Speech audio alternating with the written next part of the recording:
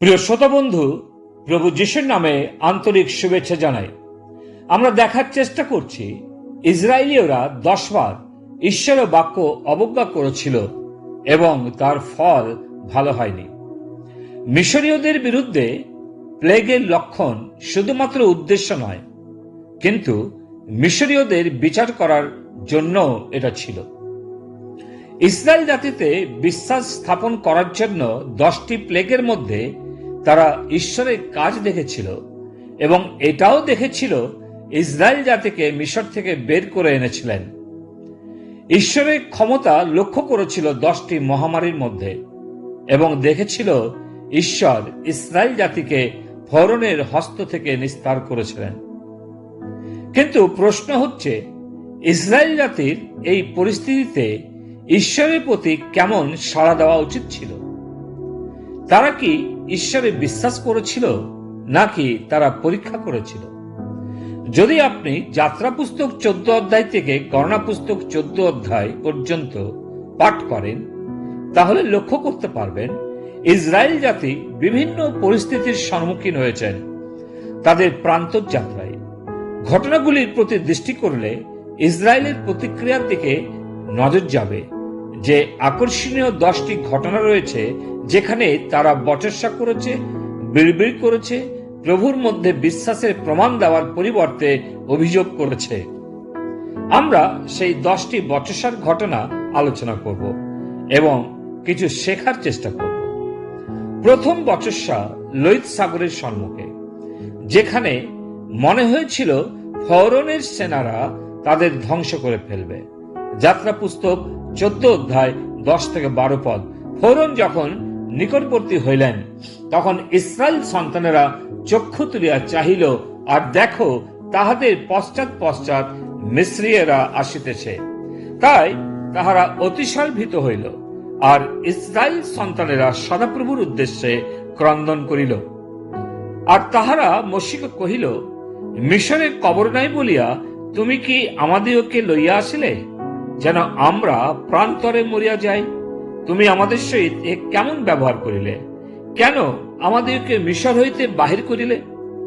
আমরা কি মিশরের দেশে তোমাকে এই কথা কহি নাই, আমাদেরকে থাকিতে দাও, আমরা মিস্রীয়দের দাস্যকর্ম করি?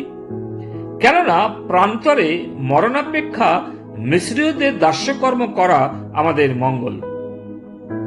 প্রিয়, এরা সেই লোক যারা মিশর দেশে ঈশ্বরের বিভিন্ন আঘাত মিশরীয়দের উপরে পড়তে দেখেছিল, কিন্তু কোনো আঘাত তাদেরকে স্পর্শ করেনি। তথাপি তাদের হৃদয় এতই কঠিন যে ঈশ্বরে বিশ্বাস করতে পারেনি।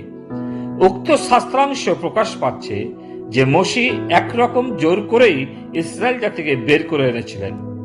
এদের মধ্যে অনেকেই হয়তো বেরিয়ে আসতে চায়নি। এটা আমাদের শেখায় যে কোনো ব্যক্তিকে জোর করে যেন খ্রিস্টের কাছে না নিয়ে আসি, না হলে তারাই বচসা করবে, সমস্যার সৃষ্টি করবে, এমনকি তাদের কারণেই খ্রিস্ট সমাজ ও খ্রিস্টের নাম নিন্দিত হবে। বর্তমানে বাস্তবিক বহু অংশে তাই লক্ষ্য করা যাচ্ছে। ছোট সময় পড়েছিলাম, বন থেকে জানোয়ার তুলে আনা যায়, কিন্তু জানোয়ারের মন থেকে বনকে তুলে ফেলা যায় না। তাই বর্তমানে এমন অনেক শুধু সুবিধাভোগী খ্রিস্টান আছে যারা সব সময় জোঁকের মতো স্বভাব ধারণ করেন, দেহি দেহি, অর্থাৎ দাও দাও, শুধু প্রভুর কাছে, প্রভুর লোকদের কাছে নিতে জানেন, কখনো দিতে শেখেননি। অনেক সেবক আজ আছেন যাদের জন্য খ্রিস্টের সমাজ নিন্দিত। তাই অনুরোধ করব, কাউকে জোর করে খ্রিস্টান করবেন না। আজ অনেক পালক বলছেন তাদের মা বাবা ভাই বোন মূর্তি পুজো করছে। আমার প্রশ্ন হচ্ছে যে আপনি নিজের পরিবারকে যিশুর প্রেমের কথা শোনাচ্ছেন না? কেন খ্রিস্টের প্রেম আপনার জীবন দিয়ে দেখাচ্ছেন না? কোথায় গলদ রয়েছে? দেখুন, কেউ জোর করে আপনাকে খ্রিস্টের কাছে এনেছিলেন কিনা? যে সমস্ত ইসরায়েল সন্তানদের জোর করে বের করে এনেছিল, তারাই কিন্তু অন্যান্য ব্যক্তিদের সমস্যার কারণ হয়ে উঠেছিল, কারণ তাদের মন থেকে মিশরকে মুছে দেওয়া যায়নি। ছোট থেকে মিশরে থাকতে থাকতে তারাও মিশরীয় হয়ে উঠেছিল।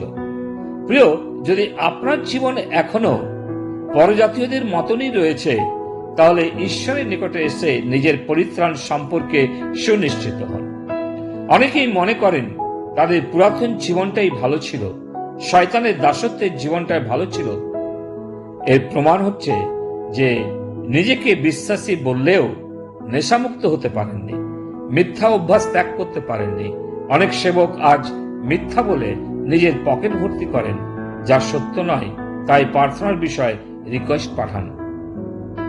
সামনে সাগর দেখে ভয় পাবেন না, ঈশ্বরের উপর বিশ্বাস করতে শিখুন।